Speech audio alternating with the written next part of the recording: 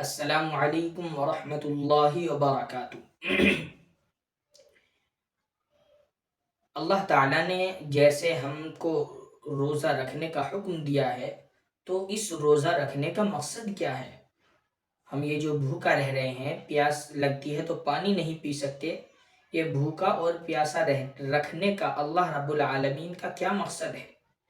اللہ نے خود قرآن کریم میں اس کی وجہ بیان فرمائی کہ یہ جو اللہ نے روزوں کو تم پر فرض کیا ہے، اس کا مقصد یہ ہے لعلکم تتقون، تاکہ تم متقی بن جاؤ، اللہ سے ڈرنے والے بن جاؤ۔ متقی کسے کہتے ہیں؟ متقی، ایک واقعہ میں آپ کو سناؤں، اچھا واقعہ ہے کہ ایک دیہاتی نے کسی اللہ والے بزرگ سے پوچھا، کسی عالم دین سے پوچھا کہ متقی کسے کہتے ہیں؟ وہ متقی کے فضائل بیان فرما رہے تھے کہ متقی بنو، متقی بنو۔ تو اس دیہاتی نے پوچھا کہ متقی کہتے کسے ہیں؟ اس بزرگ نے کہا کہ متقی کی ڈیفینیشن یہ ہے، متقی کے معنی یہ ہے کہ ایک بند کمرہ ہو، اس میں خوبصورت ایک نوعمر لڑکی کو بٹھا دیا جائے، اور اسی جگہ ایک شباب جوان ایک نوعمر لڑکے کو اس کے پاس بٹھا دیا جائے، اور وہ نوعمر لڑکا اس کو نگاہ اٹھا کر بھی نہ دیکھے۔ تو یہ نگاہ اٹھا کر نہ دیکھنے والا یہ متقی ہے۔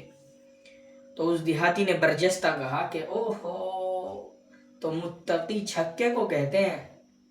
یعنی ایسا تو ممکن ہی نہیں ہے کہ ایک آدمی کسی بند کمرے میں ہو، اس کے پاس ایک خوبصورت نوعمر لڑکی پیش کی جائے، اور وہ خود بھی بھرپور جوانی میں ہو، اور وہ نگاہ اٹھا کر بھی نہ دیکھے۔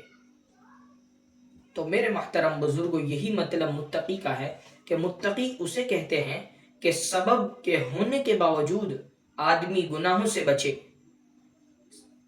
نہ بازار میں آدمی جا رہا ہے، بے پردگی ہے، لیکن اپنی نگاہوں کو نیچے رکھ رہا ہے، تو یہ متقی ہے۔ یعنی سبب کے ہونے کے باوجود آدمی اللہ سے ڈرے اور یہ خیال کرے کہ اللہ مجھے دیکھ رہا ہے، تو یہ شخص متقی ہے۔ تو قرآن کریم میں روزہ رکھنے کا یہی مطلب اور یہی ڈیفینیشن بتلائی کہ تاکہ تم متقی بن جاؤ، اللہ سے ڈرنے والے بن جاؤ۔ اب بہت سے روزے دار ایسے ہیں کہ جو حلال چیز بھی نہیں کھاتے، حرام چیزوں سے تو بچتے ہی ہیں، لیکن حلال چیز بھی نہیں کھاتے، لیکن وہ روزہ اس طریقے سے رکھتے ہیں کہ حدیث مبارکہ میں اللہ کے نبی صلی اللہ علیہ وسلم نے ارشاد فرمایا، وَرُبَّ صَائِمٍ لَيْسَ لَهُ مِنْ صِيَامِهِ إِلَّا الْجُوعُ، کہ بہت سے روزہ رکھنے والے تو ایسے ہیں کہ انہیں بھوک اور پیاس کی شدت کے علاوہ کچھ بھی نصیب نہیں ہوتا۔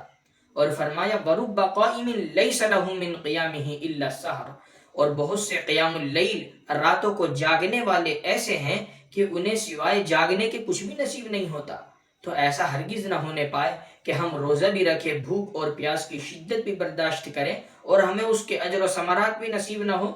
یہ جو ہمارے درجات بلند ہونے چاہیے تھے اس روزہ کے رکھنے پر، بھوک اور پیاس کی شدت کو برداشت کرنے پر، تو یہ ہمارے درجات بھی بلند نہ ہو، ہماری گناہوں کی معافی کا ذریعہ بھی نہ بنے یہ روزہ، تو ایسا ہرگز نہ ہونا چاہیے۔ اس لیے ہمیں کوشش یہ کرنی ہے کہ جب روزہ رکھیں تو اپنی خواہشات نفسانی سے جس طرح ہم بچتے ہیں، اسی طرح بری باتوں سے، غیبت سے، چغلخوری سے، جھوٹ بولنے سے، غصے سے، ان تمام برائی اور فحش باتوں سے بھی ہمیں بچنا چاہیے۔ اللہ رب العالمین ہم کو عمل کرنے کی توفیق نصیب فرمائے۔ السلام علیکم ورحمۃ اللہ وبرکاتہ۔